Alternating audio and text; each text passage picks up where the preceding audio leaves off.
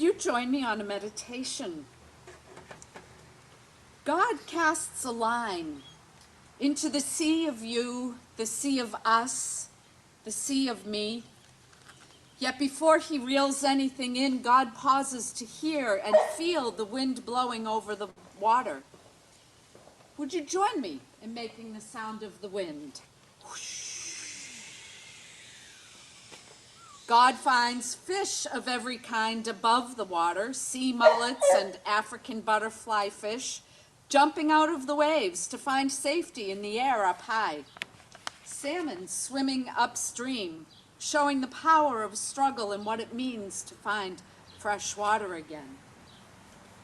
Now the sea is in me, I am the fish. The fish glitters in me. We are nourished by the mystery.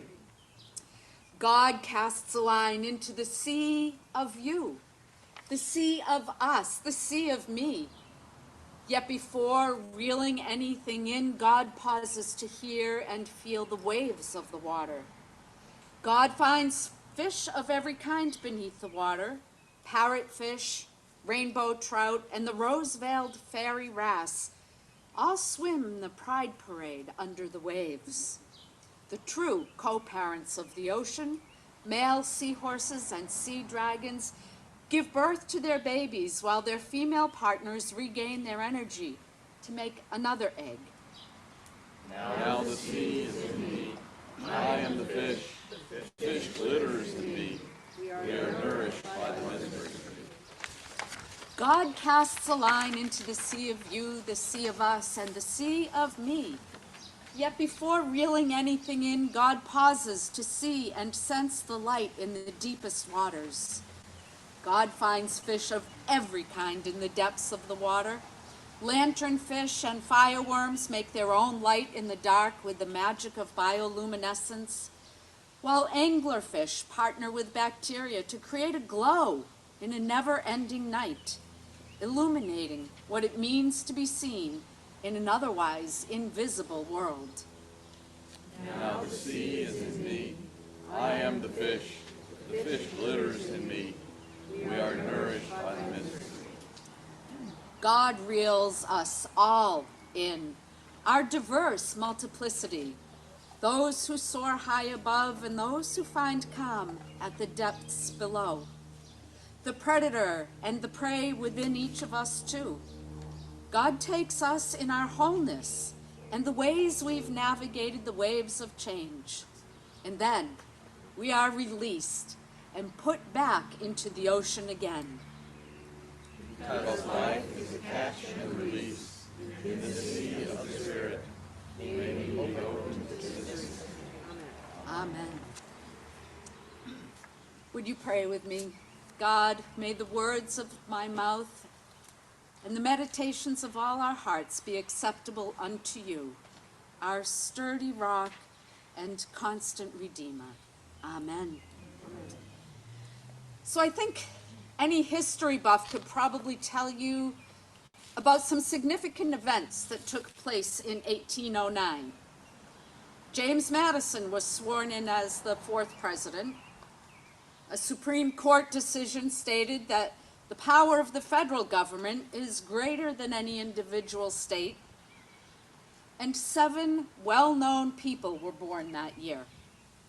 William Gladstone, one of England's greatest prime ministers, Alfred Lloyd Tennyson, Edgar Allan Poe, Louis Braille, Felix Mendelssohn, Charles Darwin, and Abraham Lincoln. Sometimes events that we think of as insignificant at the time really prove to be instrumental, don't they? And I wonder, was that how it was when Jesus commanded some fishermen to follow him? If you or I were there, would we have thought anything of it other than just another day on the wharf? Peter and Andrew were just minding their own business. They were making a living fishing, and this guy Jesus comes along and says, "Follow me." And it's not just a suggestion. In Greek, that's an imperative, a command. You, over there, follow me. And they did, immediately. They didn't even question him. What's up with these guys? Would you just pick up lock, stock, and barrel and go with some stranger who comes to you and says, hey, you, come with me? I think a lot of others, maybe myself included, wouldn't be so quick to follow. We'd want to ask questions. Who are you? What right do you have to tell me to follow you? And if I do, what's it going to cost me? What do I get out of it? What do I have to do? But Jesus commanded, come, and they did. Wouldn't you love to have that kind of sway? Just if we could stand out in the street and say, come. All these chairs would be full. All the chairs in the sanctuary would be full. As Jesus' followers, that's what we should be doing though.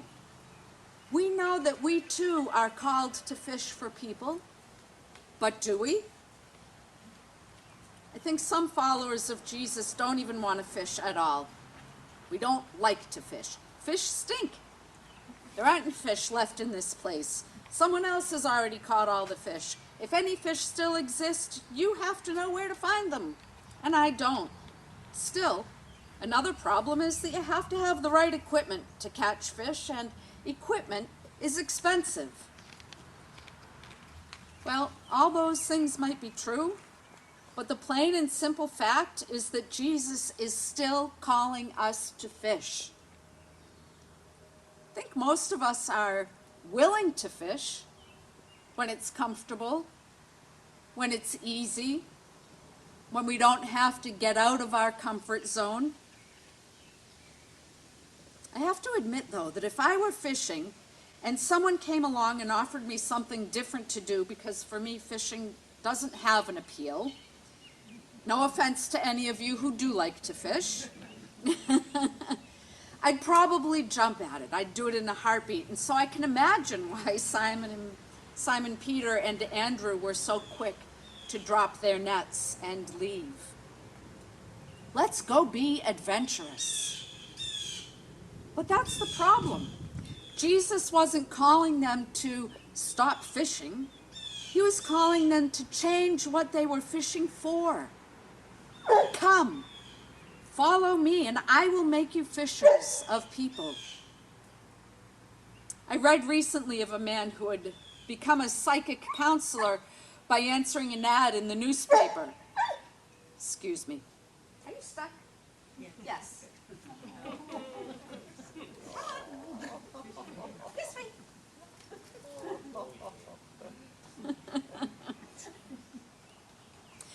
This man was paid $12 an hour to keep people on the phone as long as he could, because those people would pay $5 a minute to be on the phone.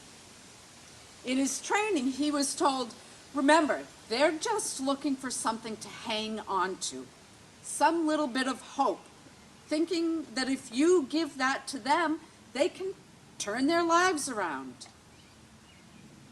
You might assume that people who don't go to church aren't interested. But the fact is, people all over are searching for spiritual connection and depth. They're hungry for it. They are searching for hope, for meaning to life, for something to believe in.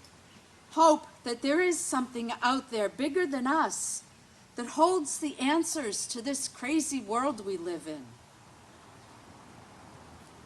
Steve Green, in his writings, What Happens When Fishermen Don't Fish?, says, it came to pass that a group existed who called themselves fishermen. And lo, there were many fish in the waters all around. In fact, the whole area was surrounded by streams and lakes filled with fish. And the fish were hungry. Week after week, month after month, and year after year, those who called themselves fishermen met in meetings, and talked about their call to fish, the abundance of fish, and how they might go about fishing. Year after year, they carefully defined what fishing means, defended fishing as an occupation, and declared that fishing is always to be the primary task of fishermen. They sponsored special meetings called fishermen's campaigns and the month for fishermen to fish. They sponsored costly nationwide and worldwide congresses to talk about fishing and to promote fishing and to hear about all the ways others were fishing. These fishermen built large, beautiful buildings called fishing headquarters. The plea was that everyone should be fishermen and every fisherman should fish. One thing they didn't do, though, was actually fish. When fishermen forget to fish, they have time to look into other people's business and fuss and fight and complain, and those fish pick up on the tension and swim to other places to get away from it all. Mary's mother asked her to run an errand for her shortly before supper. Mary dashed away to the store to get a loaf of bread. But supper was on the table and the family was gathered around all waiting, and still no Mary. Finally, she came skipping in with that loaf of bread.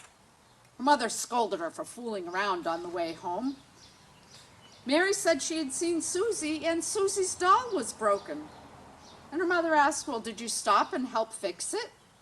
"No," Mary replied. "I helped her cry." That's how we're called to fish. We're to be there alongside people wherever they are. We're to share the good news and the hope. But more importantly, to be there, to be with each person no matter who they are or where they are on life's journey. People need to feel the good news from our helping hand and our presence.